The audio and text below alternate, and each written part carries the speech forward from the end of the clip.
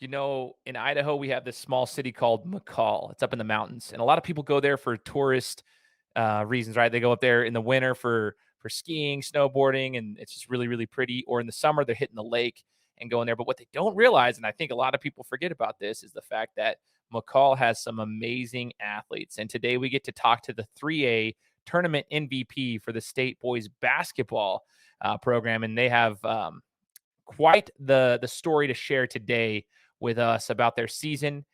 We get to learn more about him, his journey, and just more about him as an athlete and as a human and what we should expect from him moving forward. It's a really, really good conversation to get to know some of the hidden gems here in Idaho.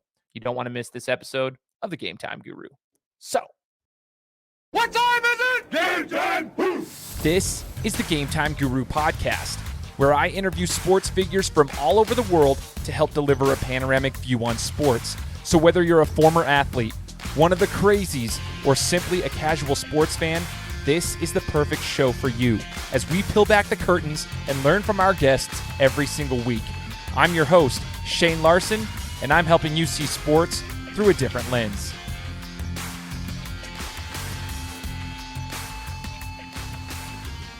What's up, everybody? Welcome out to another episode of the Game Time Guru podcast. I am your host, Shane Larson.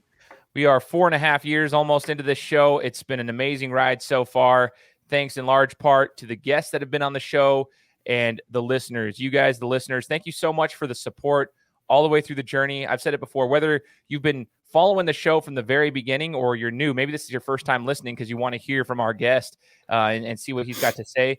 We just welcome you aboard. I just appreciate all the support from the very beginning or just right now. It all matters in the growth of the show. And another thing that really matters is leaving a review for the podcast. So for those listening, if you're on an Apple device, such as an iPhone, right? Simple concept. If you leave a review for the podcast, it really, really helps the show's growth. And I don't say that just like saying, hey, I want to get my show out there to grow for my own benefit. It's also good for our guests because the more exposure the show gets, the guests get more exposure as well. And the more lives they can reach, and they can share their story with more people. So that's a huge benefit. So if you have an Apple device and you're listening to the podcast, please leave me a review.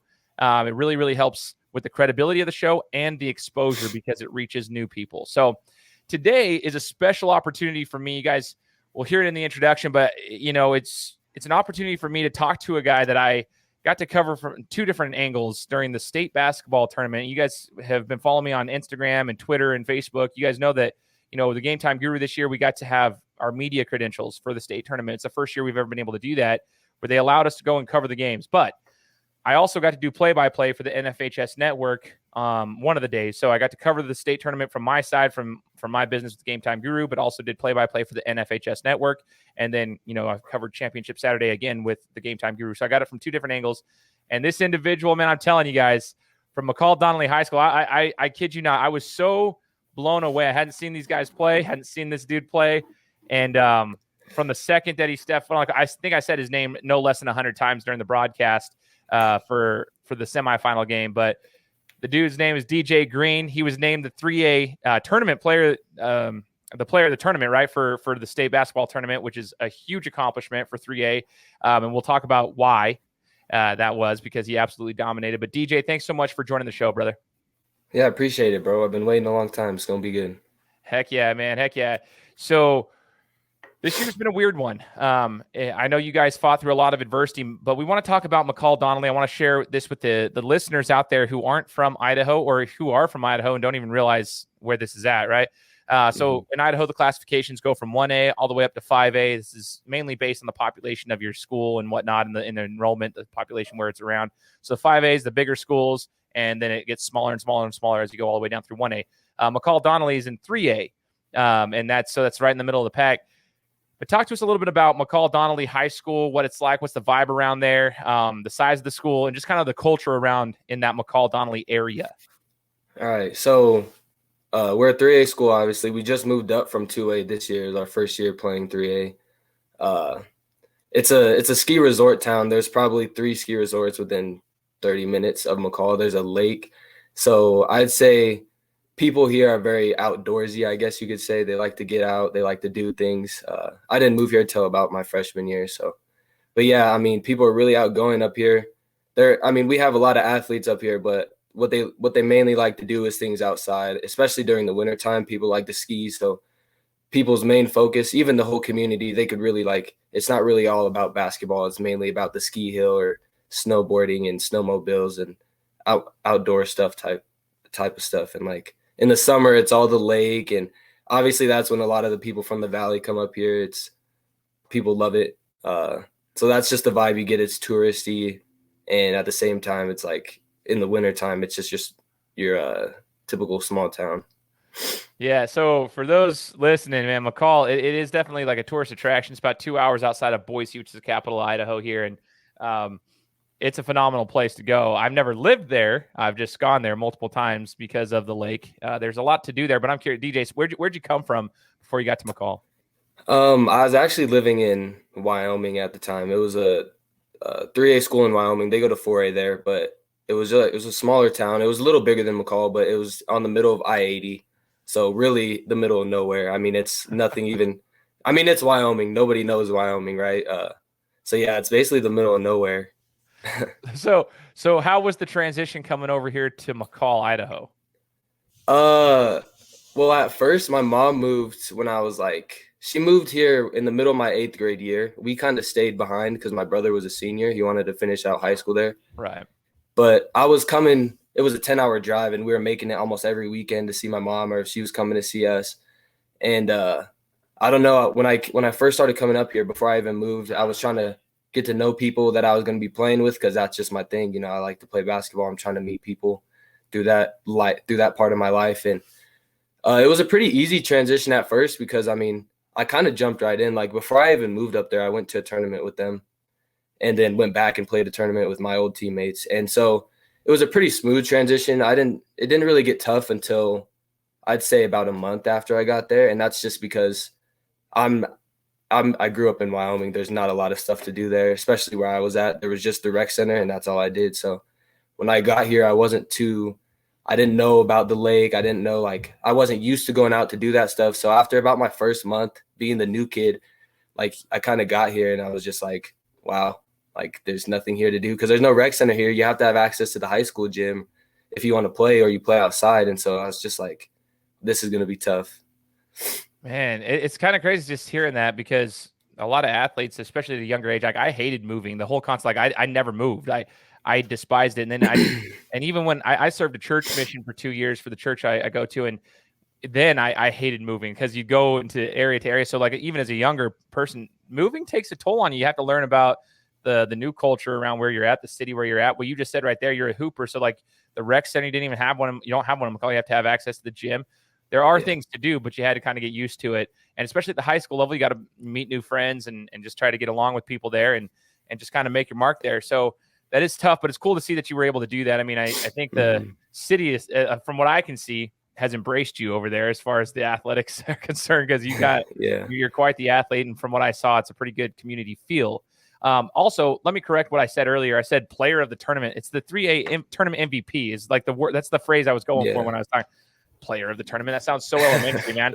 Tournament MVP, ladies and gentlemen. I promise I've been doing this for a while now. That sounded super elementary. So tournament MVP. There's a reason that you got the 3A tournament MVP this year, but we want to talk a little bit more about the season and then leading up to the state tournament for you. So DJ, first things first, basketball. Are you a multi-sport athlete to play anything but basketball? And how long have you been hooping for? Yeah, I play football too. I did run track my freshman year, but I kind of didn't really like it, so I stopped doing it. I've been playing basketball for as long as I can remember, really. My dad, he's been around basketball. He played overseas. He coached colleges, so I kind of grew up around the game, you know. And for a while there, I'd say from 4th to 6th grade, I was a wrestler. I hated basketball. I was like, Dad, I don't want to play basketball because my brother did, and I was kind of like, I don't want to be just like him, you know what I mean? Kind of want to make my own path, but then I got to 6th grade and I was at a wrestling practice and I was just like, what am I doing? I like basketball. Let me go play basketball. So then I'd say from about when I really started to take it serious was from 6th grade to now, obviously. And it's my passion. I'd play it over football, but I play football too, obviously. And I have a pretty good shot at that too.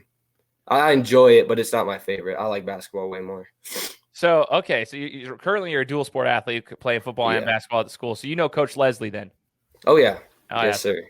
So Coach Leslie, I had him on my show. I don't know if you knew that or not, and that's kind of making the ties right now. But I had him on my show a year ago. I actually work with two of his kids at my full time job. So we talked about his experience, his whole career, if you will, and he was talking about now being at McCall and coaching over there. But Coach Leslie's a good man, so it's a good guy to be coached by for the football side of things. And the dude loves his players. He loves his young men over there, and is definitely a big reason why your guys' team has seen a rise in recent years. So that's pretty cool to see that connection. I didn't even put two and two together until like right now. So yeah, Coach is like family for sure. He's done a lot for McCall. Even before I got here, he kind of flipped the whole place around. He got kids in the weight room and everything like that. So that's what we were missing up here, and he got it right. He got it right for sure. Oh, that's so cool to hear, man. Super, super cool. You did mention though you've been playing basketball from about sixth grade on, man, and basically in Wyoming you were always the rec center. You were doing you're hooping, you're practicing, and it shows. It shows. But this year we're going into the season. 2020 was a weird year, right? Unprecedented year for the entire country, the whole world, I should say. But sports were impacted at the global and local levels, and it seems like McCall got impacted quite a bit. Going into this year in the summer, kind of coming up through the fall, how confident were you, DJ, that you guys were going to actually have a full season for high school basketball? Man, we didn't even know if we were going to play football this year. And I know like a lot of people in Oregon and Washington didn't get their seasons, but like this summer, me and a couple of my teammates went out and played select, or last summer, I mean. And so, I mean, we felt good. We were like, because it was mainly just our county that was kind of holding back on what we could do. So then we get into football season, and it was this big old talks if we were going to move it to spring or if we were going to play in the fall. And so once we started playing in the fall, I think we only had like 2 games canceled. We weren't that good this year, but we had our 2 games canceled, and I was just focused on basketball because after I kind of just figured that that's what I want to do. So I could really care less. I mean, I love playing football and I want to win because I'm competitive, but it didn't really bother me. I was kind of ready to make a transition into basketball. And then we started getting hit with all these COVID cases. And so I think like a week after football, our coach told us to take a week off. We come back. Everybody's been practicing except us, the football players. And then we start moving into this red, yellow, green categories for COVID, depending on how many cases you have. And so we were in red for like, I don't know how long. And it was just getting so frustrating because I was like, I just want to play. Like all these teams are getting all these heads. We were 2 months behind like everybody. We didn't even get a step on our court because right after school, we alternate school days. So we have Monday, Wednesday. Half the school goes Monday, Wednesday. The other half goes Tuesday, Thursday. And so like right after school, you couldn't stay there. You had to go right home. Like we can't stay in the gym. We couldn't go to the weight room. And so it was all tough. And so we were lacking confidence in even being able to play. And so when we got the chance to, our coach was talking about putting a banner up in our school, and a couple of me and my teammates were like, what is he talking about? Like we've missed over half of our season. Like there's no way. And then after I'd say the district championship, we just gained all this confidence, and we were like, there is a way. I mean, we could definitely do it. It's not impossible anymore. Like it's becoming more and more real every day. And it was a roller coaster because there was a time where we were off for a whole month while everybody else was just playing, you know what I mean? And so it was more frustrating than anything, not knowing that we were going to be able to have a season or not, more than like, it was just so, like I said, like a roller coaster. You didn't really know what was going to happen next. So you kind of just wanted to make the most out of everything when you could. That month in between that you said that month off, was that in between like having played a few games and then had to have a month off? Like, was that kind of the situation? How did that work? So what happened was one of the varsity squad players got COVID.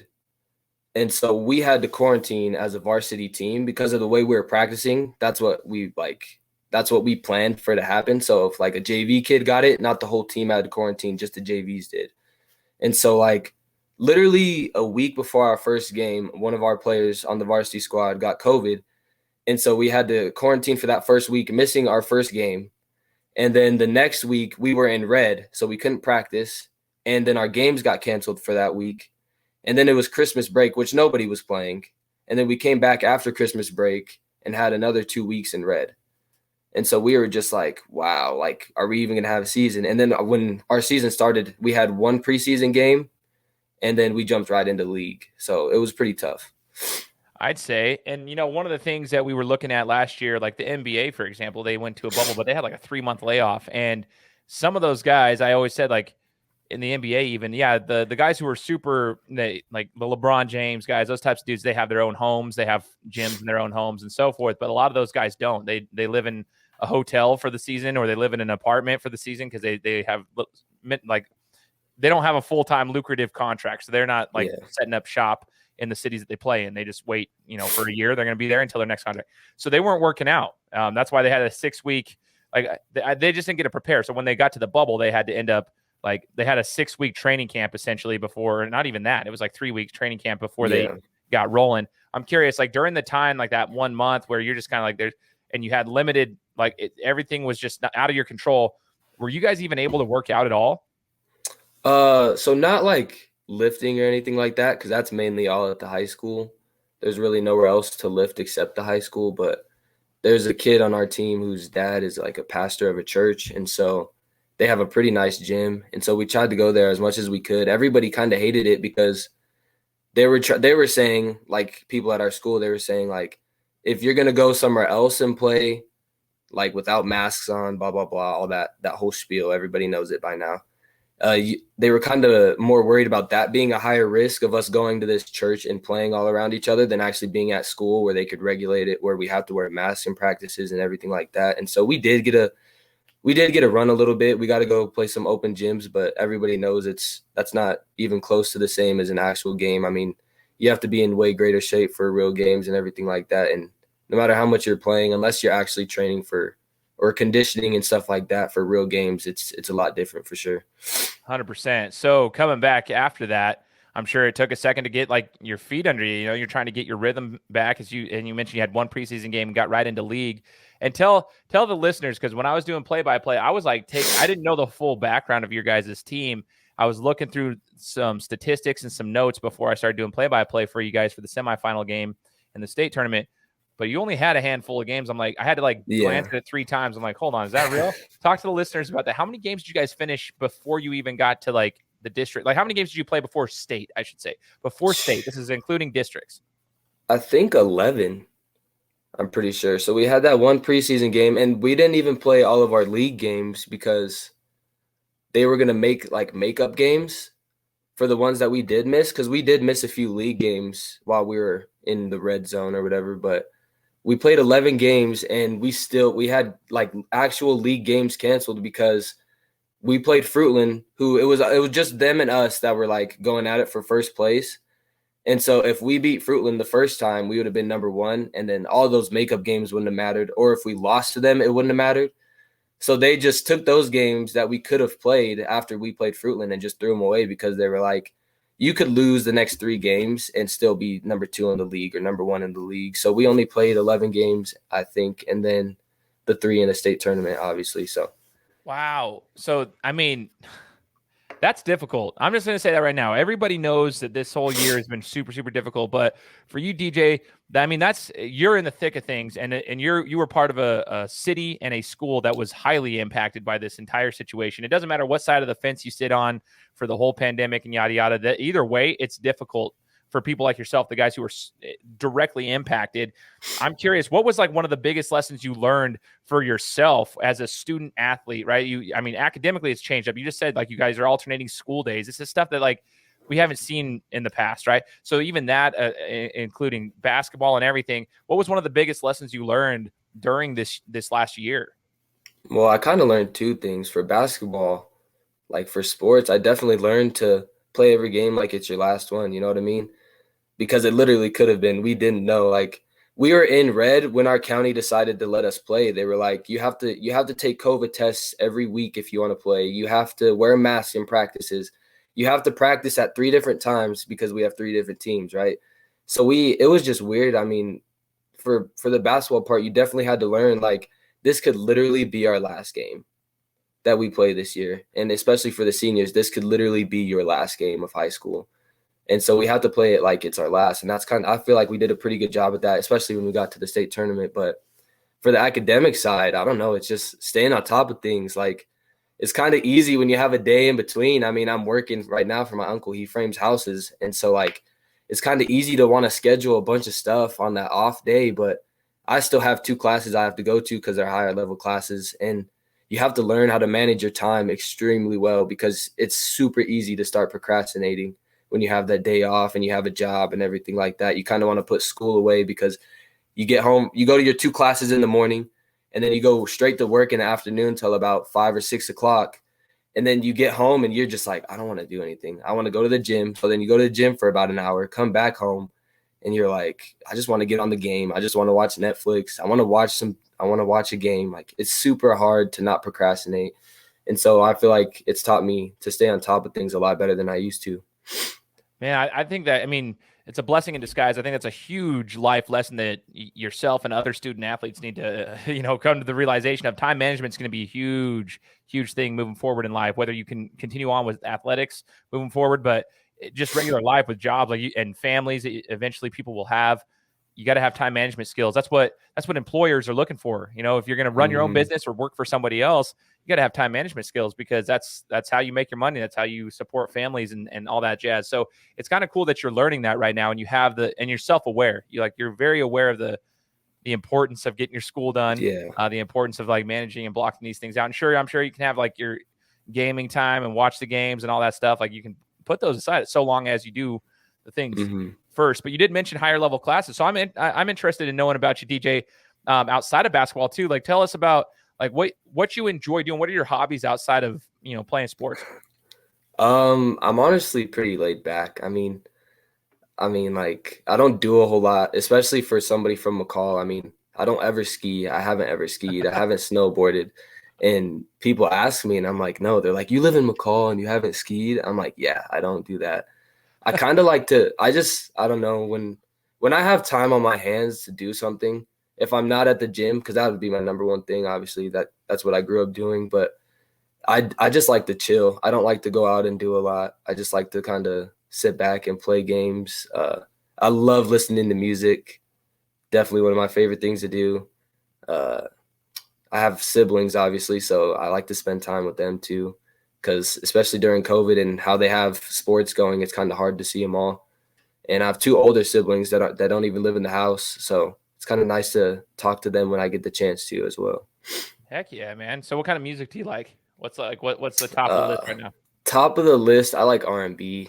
Okay. I like rap too, but I kind of like old school music. People kind of tease me because I listen to so much throwbacks. My dad's from Baton Rouge, Louisiana, and so he has a lot of like New Orleans bounce music. A lot of people up here don't even know what that is. And so like we'll turn it on the big speakers and we'll all get to dancing and singing and stuff. I like older music for sure, like old school R&B, old school hip hop, stuff like that. Ooh, okay. I'm curious then. Okay. Favorite rap artist and favorite R&B artist. You can tell me right now. Oh man. Well, rapper, I've been listening to a lot of Biggie. I don't know why. I watched his little documentary on Netflix one night and I was just like, dude, he's phenomenal. And R&B, that one's tough because it's my favorite. So that one's a pretty tough one. I like Chris Brown a lot, but it's pretty tough because I like R&B so much. It's hard to really say. Dude, I dig that though. See, music's so important for a lot of people, and it's cool. Sure. It like gets you in a vibe, like you can really find yourself through music. Music's hugely important. You're dropping names there. That's like people I listen to when I'm 32 years old. Yeah. So no, I grew up like old school a lot because my older sister, she's 27, so almost 28. She'll be 28 this month. And my dad, like, they come from the South. Music in the South is a huge thing. You know what I mean? My older sister moved in with us when she was like 14. I was like 3 years old. So there's like she kind of transferred a lot of that culture into me. My dad, he's always expressed it. He's a proud Southern boy. You know what I mean? So it's pretty cool. I love music. I love that. It's in the bloodline. That's part of it. It's part of your culture. I love that. Super cool, DJ. So you're an athlete, you're a student, you're laid back, but we want to talk about how you became the 3A tournament MVP over here in the state tournament. After a handful of games, you guys had some adversity, as we talked about earlier. You make it to the state tournament for Idaho boys basketball, and you get there. And I'll tell you right now, from my perspective, I could not believe how hard it was for teams to defend you. So in the semifinal game, y'all were playing tonight, and for the life of me, maybe you can remember. I cannot Snake remember. River. Okay, Snake River. Okay, couldn't Yeah. remember the team that's playing you. I should know this because I was doing play-by-play, but I quit. All I remember is like they were trying to game plan against you, and when I was talking to their coach prior to the game to get some information for the game, he specifically said that they were going to try to, they're going to try to help off you. They're going to show on their screens. They're going to try to like just shield you from getting the ball and, try to, and essentially he did say, if he's the only one that scores, then great. But we do have to shut down other guys because he'll get his. And so I was like, okay. So I understand that point, right? Where you just, if it's a superstar on the team and they're just getting their buckets, as long as you shut everybody else down, that guy can score, 60 points as long as you guys score more than 6 points. But that wasn't the case, dude. I'll tell you right now, DJ, I was so impressed with your ability to not only create your own shot, your jump shooting ability, which in the high school level is very rare. And I think a lot of people just look at highlights of the superstars in high school basketball and they think, oh, well, jump shots are normal for them. No, it's not. Like at the high school level, jump shooting is not normal. It's a lot of guys can't shoot from three at a consistent range. They can't shoot mid range from at a consistent pace. And you could do it all. You were getting to the bucket, you were creating your own shot, and you were facilitating and get the ball to your teammates. Your game was all around, and you played the majority of that game. Like I could not believe it. I was like, dude, the dude is going the whole way through. So talk to me about that. Like what's in your mind going into that semifinal, knowing if you win this game, you're going to go to the state championship? Talk to me about that game.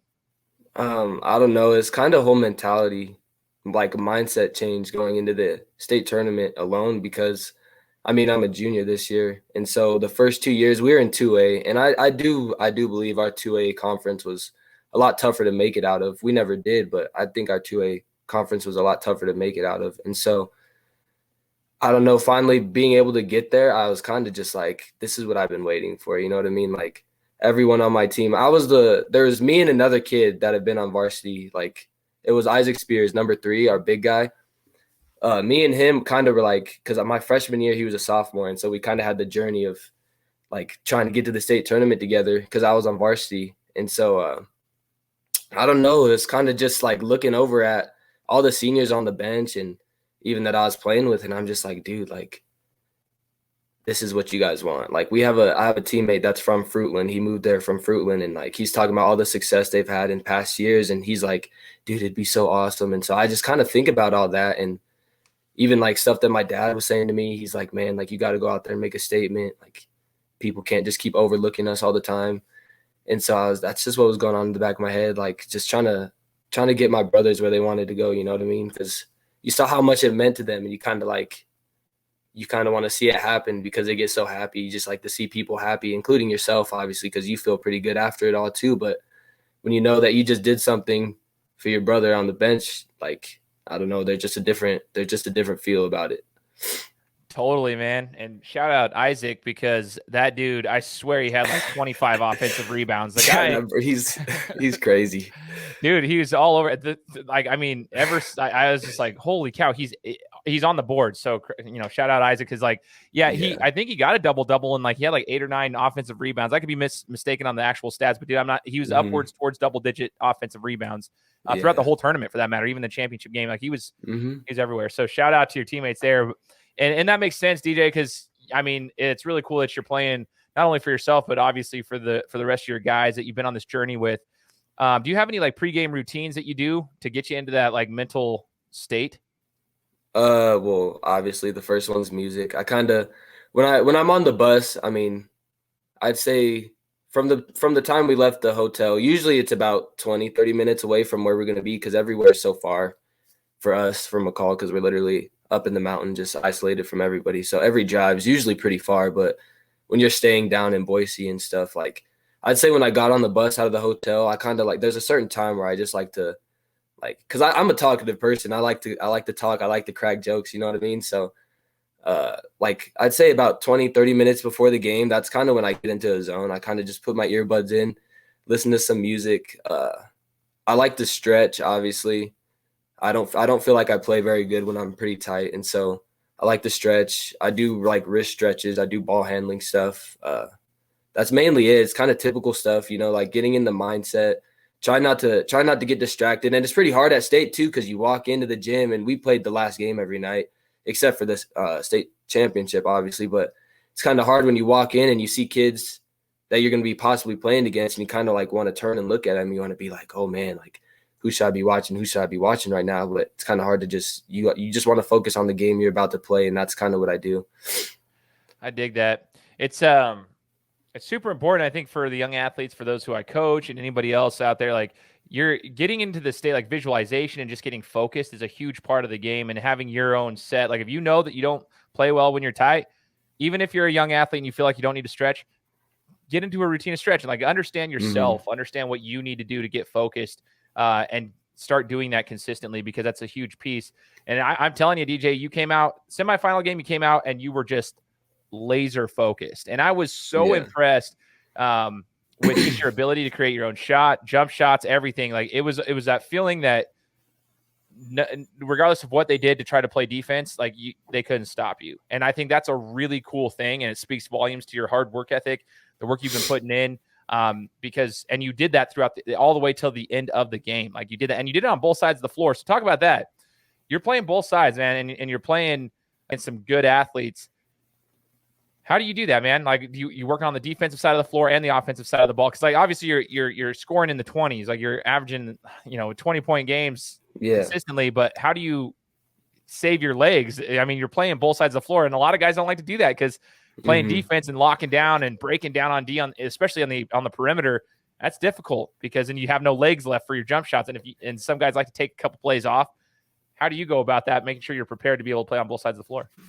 A lot of it's focus. I mean, because basketball is a two-sided sport. I mean, obviously the objective of the game is to put the ball in the hoop and to stop the other team from doing it. And so there's two sides to it. And when I first really got good at basketball, when I was like standing out, I'd say like 8th grade, my dad always told me, my dad's my biggest hater. I'll always say that. He's my biggest hater. He's the critic. You know what I mean? And so he would always tell me, DJ, your defense sucks. It's suspect. Like, you really need to work on your defense. And so my freshman year, when I got to McCall and I was playing varsity, my coach had other kids ahead of me, that he wanted to score all the points. I could score, but that wasn't what my role was. My role was to go and play defense on the other team's best player every game. And so I feel like that was kind of a blessing. I mean, I didn't see it as that then because I was like, oh man, I want to score the points. Yeah. But like now that I think about it, I was guarding the other team's best player almost every night. And so as a freshman, and so that just focusing on that part of the game. And then my sophomore year was kind of a bust. I didn't play very good at all, but I did play good defense because in my opinion, defense is just something that it's not really a skill. You know what I mean? Like it's just how hard you want to work, and it's how hard you want to win the game determines on how hard you play defense. Like if you're diving for every ball, stuff like that, like I mean, obviously there's skill to defense, but it's more of a mindset. It's more of I want to beat this team. I don't want to let them score. Like I want to, you know what I mean? It's more of a mindset, and getting yourself into that mindset is super important. And yeah, that's basically all. Like just really focusing on that part of my game my freshman year really helped to now, because now like it's two sides, you know what I mean? And I really know that now. I mean, like you see players in the NBA that kind of rub it off. That's why I like watching college basketball more anyways, is because those guys are playing for something. And I feel like when there's something for you to play for, that makes you want to work even harder, and that brings out your defense. 100%. A couple things to unpack there for young athletes listening. Like for one, DJ, obviously freshman year, you weren't the quote unquote like main scorer or one of the main scoring options. So you had to understand that that's not your role, and you focus on that. So if you're in a position right now, any young athlete listening to this, you might be frustrated at your particular role, look at the positives. DJ was able to realize, I mean, at the time he might not have realized it, but he was focusing on the other side of the game, which is defense, which is a massive part of the game. And that has ultimately triggered. He knew he could score, right? You knew you could score. And then when the time came where you're now in that position where they need you to score, you can still do that. But now you've already polished up the other side of your game. So anybody listening there, pay attention to that. Take advantage of those opportunities to get better on both sides of the floor. I love that you mentioned that. Now, when you guys won that game against Snake River in semifinals, the community, I took a video of just afterwards, like the community of McCall was down on the floor and everyone was cheering. It was a super cool, because you guys are going to go to the state championship the next day at the Idaho Center. I just want to know, getting to the state championship, I know that's the ultimate goal is to win a championship, but that night winning the semifinals, when the community's down there, the selected amount of fans that could actually be in there, were there cheering you guys on. What was the feeling when you guys got it done, thanks in large part to your massive game that you had in the semifinals? I don't know. It was just, I couldn't believe it, to be honest. I mean, our school hasn't had a lot of success in basketball in the past. And so, I mean, I think that was the second time we made the tournament in like 33 years for our school. And that's the first time you even won a first game in our school. So, just looking up at them, I mean, I saw my grandma flew in to watch too. And so I couldn't believe it. I mean, I was just like, wow, like we are the best team. And I could say that we are the best basketball team to play at our school. And just knowing that and just knowing how everybody up there just actually really cares, and the people watching at home that were like, it was just, I don't know, like you kind of know that you made an impact on our community. That's so cool. And I was so happy for you guys, because I was sitting there like, holy cow. So when I was done with the broadcast, I took my phone out and I'm like, I got to get this. This is super cool. And that's why I love sports, man. That's why I do this show. I'm passionate about the culture side of things and the atmosphere and everything. It's not just the game, it's everything that's involved with it. And you guys behind the scenes, I mean, you fought all year long just to even be able to play a game. Here you are winning a game, going to the state championship. The community was just so stoked. And it was just really, really cool to see. The next morning, you guys I guess it was afternoon at that point, right around noon. I don't know. It was the third game of the day, or what? No, second game of the day. Second, yeah. Yeah, second game of the day. And you guys are taking on Marsh Valley. And Marsh Valley had their own little, I guess, they hadn't been there forever either. So they had some cool storyline, right? But I'm curious, you guys are walking in for the 5A teams. I came from a 5A school here. So when we played in the state tournament, the whole tournament's played in the Idaho Center. So we're used to that. And then this year, a lot of different situations. Like, it wasn't a packed stadium because they didn't allow everybody in there. The fans are sitting away from the court, which was also extremely weird to me. Really weird. Okay. But I'm curious from you, like the schools that are not 5A, they play their championship games at the Idaho Center, which is located in Nampa, Idaho, bigger venue. And I'm curious, like, going into there, having been playing at a smaller like school, I think it was at Columbia. You're at Columbia High School, about 5 minutes down the road, playing in a high school gym, then going into this bigger facility for a championship game. What was the feeling like for you, DJ, as you guys were walking in there? And then as you started to warm up and get used to the court, what was the feeling in that venue and what was the energy like? Well, I had actually gone to watch all the finals the year before. And so I obviously, like, being with my dad and how harsh of a critic he is, I mean, I didn't expect to be playing there next year. You know what I mean? But I mean, I kind of just wanted to remember what it was like, because I knew we'd be there within this year or next year.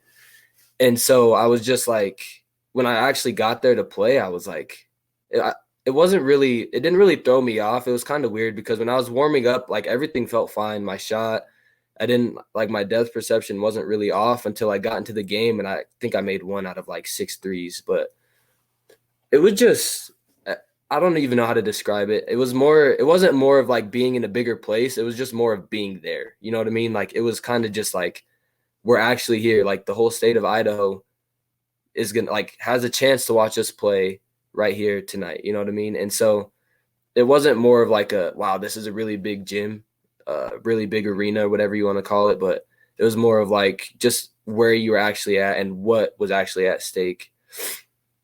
So cool, man. Did I get that right? Who did you guys play in the championship? Did I just say that wrong, by the way? No, it was Marsh Valley. I thought it was Marsh Valley. Okay. Yeah. Okay. I just had to make sure I said that correctly. Goodness gracious. So, gosh, I said something else. Like, I said that other stupid thing earlier in the interview, and I'm like, man, today I'm like struggling with my words here. Goodness. Okay, so you come in there, and the reason I even asked that question, DJ, is because when we were playing when I was a senior, we were in there warming up in the state tournament first round. And I remember I hadn't played in there before, and it's a new court now, but I remember we were warming up and doing layup drills. The second we dribbled the ball, it was like right up at the top of the 3-point line, kind of near the little edge up there.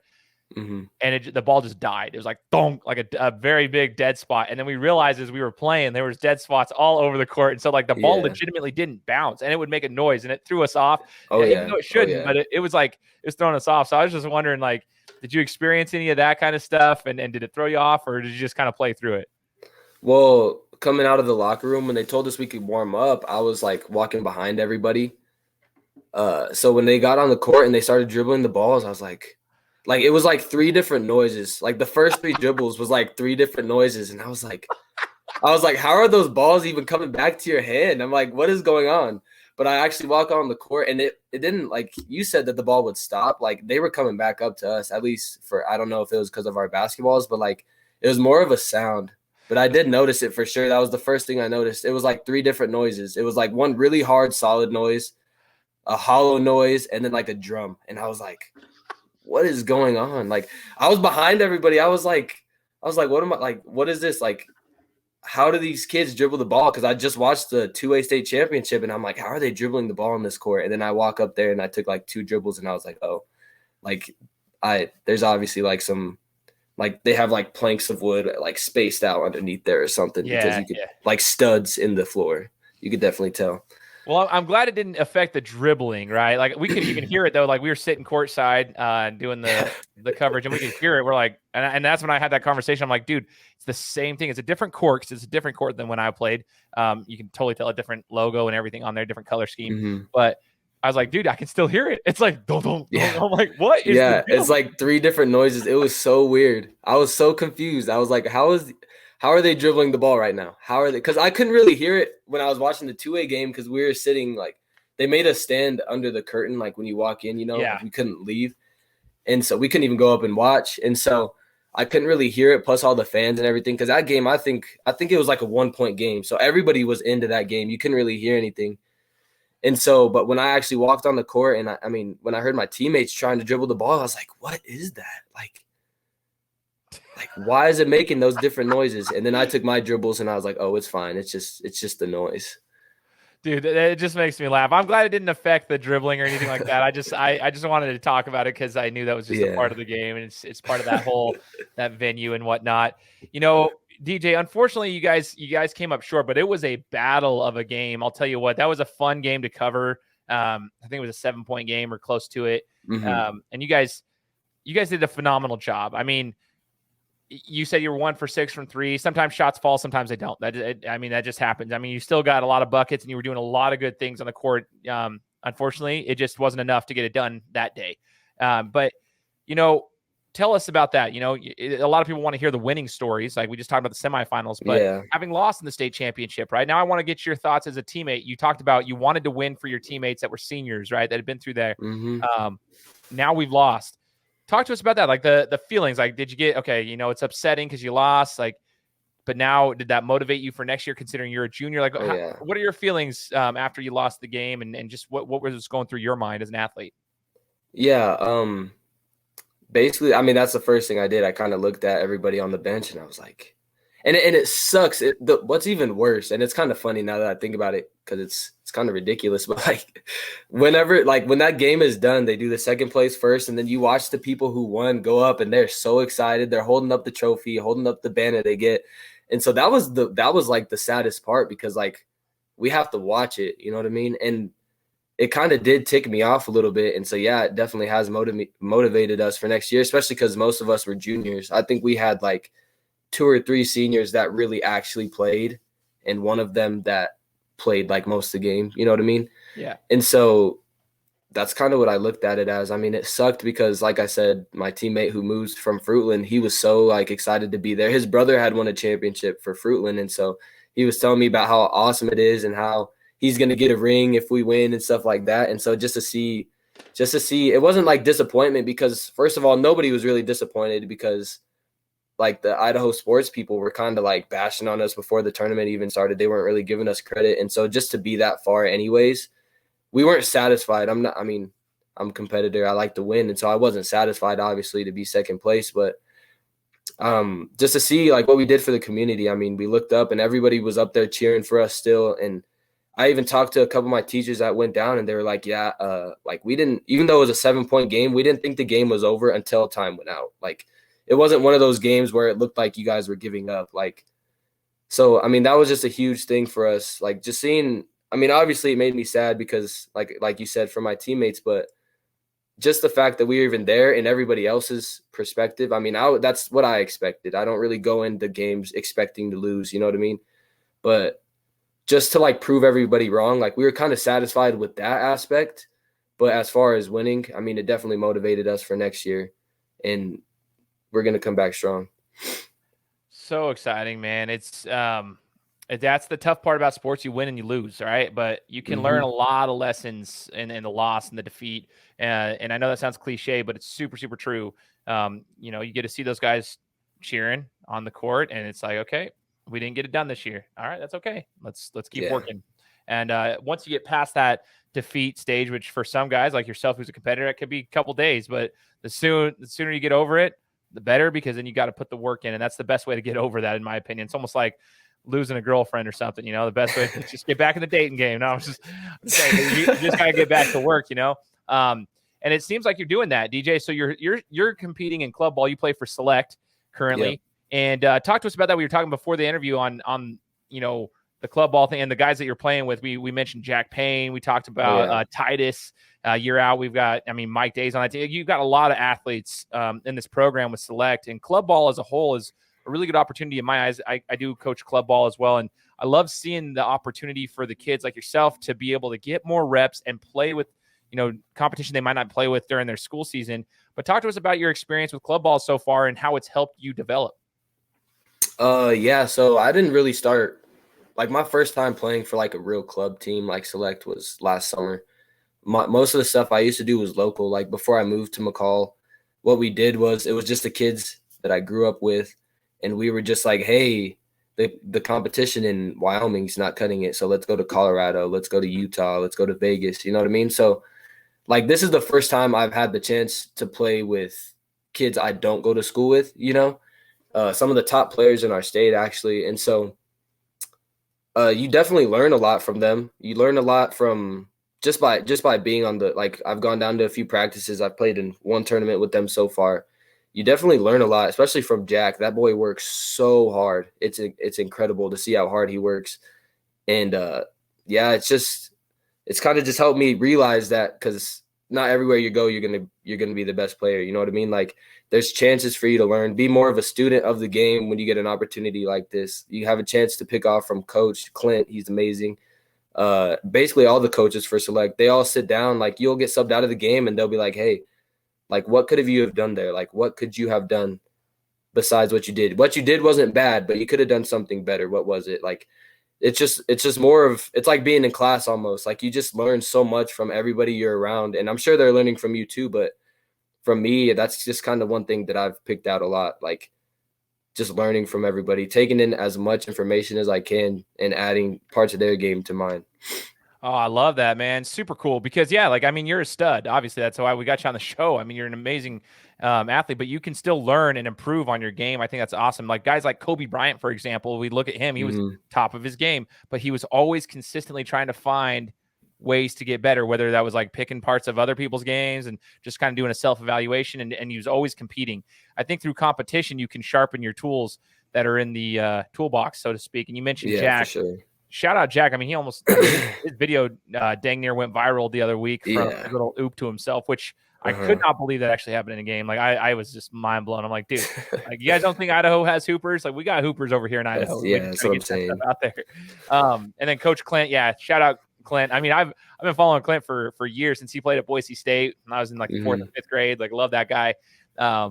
Dude's a stud. So those guys over with Select, shout out to them. But I love that you said this, DJ. Just being a student of the game. I think club ball for a lot of athletes, it can be that way, because when you get to the next level, for those who are wanting to play at the next level, it doesn't matter if it's a JUCO, if it's a Division I, it doesn't matter. When you get to the next level, it's going to be like that. You might be the top dog at your school, but you go to the JUCO level even, and there's a lot of guys that have had the college experience that are just as good as you. And as you keep climbing the ranks, you're no longer the top dog, but you're kind of right there with everybody. But that's not a bad thing. You just got to get used to being able to raise your game. Do you think that playing club ball for the last summer and then now, has helped you as a basketball player? Oh yeah, for sure. It's nice to see where other people are from, and just to see how hard other kids are going to work. It just helps you realize that. This is just from Idaho, and a couple kids from Montana that you see that I have on my team that are all busting their butts every day to be the best. You know what I mean? And so it kind of helps you to realize that there is thousands of other kids in every other state that are working that are just as good as you, but possibly working even harder than you just to be better. You know what I mean? And so just keeping that in the back of your head that kind of fuels me a little bit, just to be like, wow, like if I don't go to the gym this day, or if I don't go to the gym right now, if I don't lift weights either, I'm going to fall behind. Like we saw in the Gonzaga Baylor game, that game was strictly weight room. I'm going to say it right now. That game was strictly weight room. And so just to like, even watching that just helped me. I'm like, dang, like I really got to get there, because these dudes aren't playing around when it comes to that. You know what I mean? 100%, man. I'm so glad you said that. That's been a topic of conversation between myself and then AJ from EBC Basketball and Boise Sports Talk, and a lot of these guys, even over at our club at Idaho Premier. We've been talking about that with the kids. Like the kids that we're coaching, from the 15-year range and on, the weight room needs to become a priority.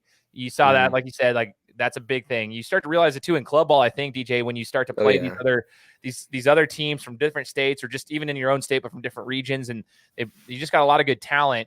You can kind of measure yourself like, okay, I am good. You can still say that, like, hey, I'm good, but wow, like these aren't even the top of their class, and we're getting pushed around by them. Or it could be like, okay, here's where we need to. It just gives you a whole new perspective on things.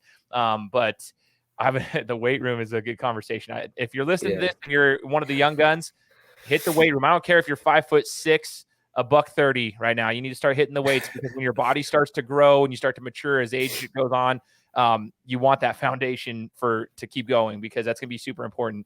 Otherwise, you'll end up like Gonzaga, looking like fools in the championship game, getting manhandled and looking like a fraud. They got pushed around like crazy. Before we sign off, DJ, I mean, this has been cool just to hear from you and hear your story. You're putting in work right now. You're playing club ball. You're going to continue on moving forward. But I want to know what we should expect from DJ Green in the next 12 months. Where should we expect to see you in the next 12 months when it comes to sports, when it comes to academics, whatever it is? I want to know what we should expect to see. I'm not even really sure yet. Like, is that just as far as like college, or does that mean like just any high school and everything? High school. Let's see what's your plans for the next 12 months. What are your goals? Let's talk about from the sports side first. That's a better question. What are your goals from the sports side of things in the next 12 months? A year ago, a year from now, what should we be talking about? Definitely want to win a state championship. Obviously, that was the goal this year. I mean, it was a lot harder. It's probably going to be harder next year, because everybody actually knows who we are now. Like, they're not just – that was kind of an advantage going into the tournament. People were like, oh, who's this team? We're going to beat them, right? So it'll be definitely a lot harder. I'm hoping to grow to like 6'5". I'm just playing. I wish. No, but I'm definitely going to hit the weight room a lot harder. I'll be stronger next year. Better teammate, everything. I'm just looking forward to improve my game.